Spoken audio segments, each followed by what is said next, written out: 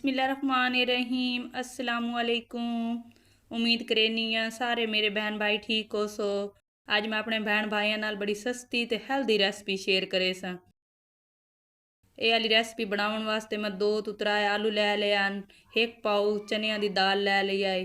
दाल ते आलूआं नूं मैं उबाल लिया है। हुण मैं दाल ते आलूआं नूं मैश कर लई सा।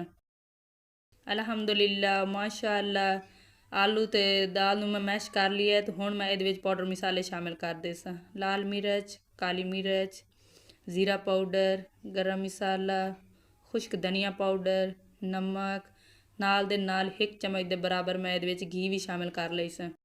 घी शामिल करन नाल तुहाडे कोफ्ते नरम ते सॉफ्ट बनसे। घी शामिल करन नाल जिहड़े आलू दाल दे कोफ्ते ने नरम ते सॉफ्ट बनसे। हथां दे उत्ते मैं थोड़ा जिहा ऑयल ला लई सा या घी ला लई सा। थोड़ा जी मसाला चा के गोल गोल घुमा के गोल गोल कोफ्ते तैयार कर लई सा। इंशाअल्लाह इतनी मज़ेदार रेसिपी है पई कि तुस गोश्त खावना ते सब्जियां खावना भुल वही सो। आलू दाल दे कोफ्ते बना के ते एदा सालन बना के खमसो।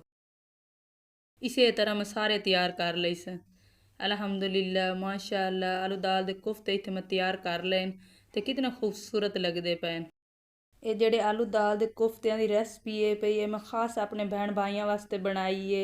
उम्मीद करेनी है कि ये वाली रेसिपी एक बारी मेरे बहन भाई घरे ज़रूर ट्राई करे से। अल्हम्दुलिल्लाह माशाअल्लाह घी गरम होया खला ते कोफ्ते मैं फ्राई पैन एक एक करके शामिल कर लई सा। इन्हां उलट पलट के मैं 2 तो 3 मिनट फ्राई कर लई सा। ज़्यादा नहीं फ्राई कर लवना। दाल भी उबली हुई है, आलू भी उबले हुए हैं। इस वजह तो सिर्फ 2 तो 3 मिनट इन्हां फ्राई करे। मेरे बहन भाइयों ने मैंने कमेंट करके दसना है कि मेरी वीडियो कित्थों कित्थों ते केड़े शहर च वेख रहे हैं। इंशाअल्लाह मैं अपने बहन भाइयों को कमेंट का जवाब दे सा। अगर इस रेसिपी के बारे च मेरे बहन भाइयों ने मेरे को कोई गल पूछनी हो फिर भी मैंने तुसी कमेंट करना है। मैं अपने बहन भाइयों को कमेंट का जवाब दे। अल्हम्दुलिल्लाह माशाअल्लाह आलू दाल दे कोफ्ते मैं इत्थे 2 तो 3 मिनट फ्राई कर लिया है। तो हुण मैं इन्हां नूं बाहर कढ लई। बिस्मिल्लाहिर्रहमानिर्रहीम।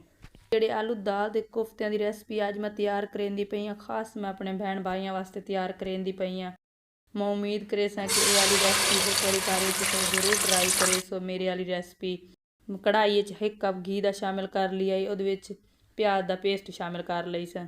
प्याज के पेस्ट मैं इतने चंगी तरह भुन लई सा। हरी मिर्च ते लहसुन का पेस्ट शामिल कर लई सा। नाल दे नाल हरी मिर्च चंगी तरह भुनन तो बाद लहसुन अदरक के पेस्ट में फिर मैं ये शामिल कर दे सन टमाटर का पेस्ट। आलू दाल के कोफ्ते इतने मज़ेदार बनसे इंशाअल्लाह तुसी गोश्त खावना भूल वही सो, सब्जियां खावना भूल वही सो। इंशाअल्लाह तुस आलू दाल के कोफ्ते बना के ते ये वाला सालन बना के खमसो। इतना मज़ेदार सालन हो सी। लाल मिर्च पाउडर, काली मिर्च पाउडर, गरम मसाला, खुश्क धनिया पाउडर नाल दे नाल नमक भी शामिल कर लई से। हुण मैं मसाले नूं चंगी तरह मिक्स कर लई से। मसाले नूं चंगी तरह मिक्स करन तो बाद मसाले दी मैं अच्छी खासी भुनाई कर लई। मसाले नूं चंगी तरह भुनना चाहिए फिर इहदा कच्चापन नहीं रहिंदा। अल्हम्दुलिल्लाह माशाअल्लाह मसाले दी मैं इत्थे अच्छी खासी भुनाई कर लई है। तो हुण मैं इहदे विच आलू दाल दे कोफ्ते शामिल कर लई सा। मसाले दे नाल चंगी तरह कोफ्तियां नूं मिक्स कर लई सा। 2 तो 3 मिनट मैं मसाले दे नाल आलू दाल दे कोफ्तियां नूं पकाई सा। 2 तो 3 मिनट पकाउण तो बाद इहदे विच मैं अद्धी प्याली दही दी शामिल कर लई सा। बिस्मिल्लाहिर्रहमानिर्रहीम। दही दे नाल भी कोफ्तियां नूं चंगी तरह मिक्स कर लई सा। दही दे नाल भी मैं 2 तो 3 मिनट कोफ्तियां नूं पकाई सा। मैं उम्मीद करनी है कि अज वाली रेसिपी सारे मेरे बहन भाइयों नूं पसंद आई हो सी। अल्लाह पाक तुहानूं अपने हिफ्ज़ो ईमान विच रखे। अगली वीडियो च मुलाकात हो सी। अल्लाह हाफिज़।